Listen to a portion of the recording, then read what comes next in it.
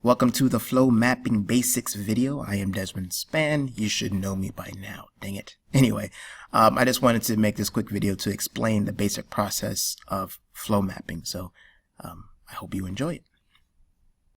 Alright, to get started, make sure you have the basic materials. Just need a blank sheet of paper, and a pen is preferable to a pencil, but a pencil can work nonetheless. We prefer pen because with a pen you can erase things, and that helps you stay in the flow of creating ideas.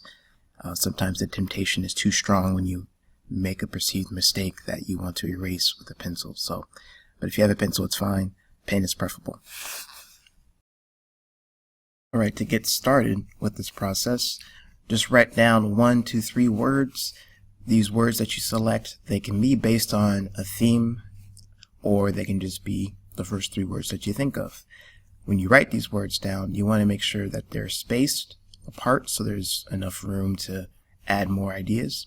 And you also want to make sure that you're not writing them in a line or a column, because that tends to force people to think in categories versus just free associating and thinking creatively. And now that we have our 3 words written down to start, the next thing is just to free associate, which basically means that the first thing that a word makes you think of, go ahead and write that down. You write it down, you put a little dash mark, and then you write down that next word, and then you just kind of keep going with this process until you are filling up the whole page or the time expires. In doing this, to start, you might set it to 1 minute with the goal of trying to get to 5 minutes. The longer you can do this, the more you're able to sustain the flow of ideas, which is good for your creativity. Some things to think about. Each word that you think of, it represents one idea. So sometimes you'll write a word will make you think of a phrase. Treat each word of that phrase as a single idea, because you can always come back to that word and go in a different direction with another idea than just what was stuck in that phrase.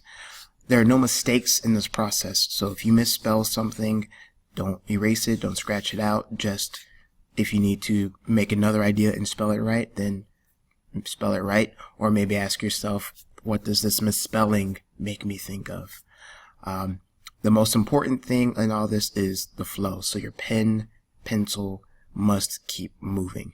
You don't want to stop to think, to judge your ideas, to say if it's good or not, to debate it, or anything that's going to stop you from the single task of just generating the next idea until the time runs out.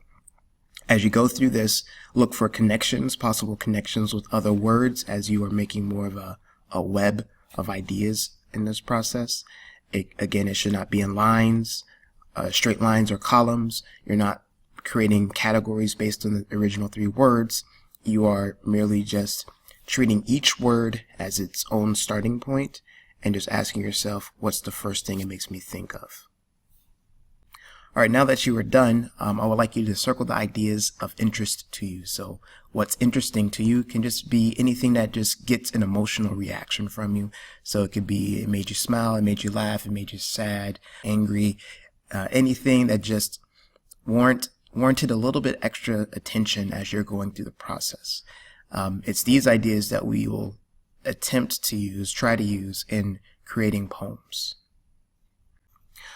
Alright, in another video, I will show you the ways we generate ideas, so that as you practice flow mapping to practice your creativity, you'll have some other ways of generating the ideas in free association and understanding the relationships, because by understanding the relationships, then you can use them to create stronger poetry, stronger lyrics. Also, I want to have a video that just talks about or explores a process of going from the flow map to your first draft, and talk about how you might connect those ideas of interest to a poetry prompt or subject, or anything that you might be tasked to write or create on. Alright, so anyway, thank you for watching this video. I will see you in the next one. What?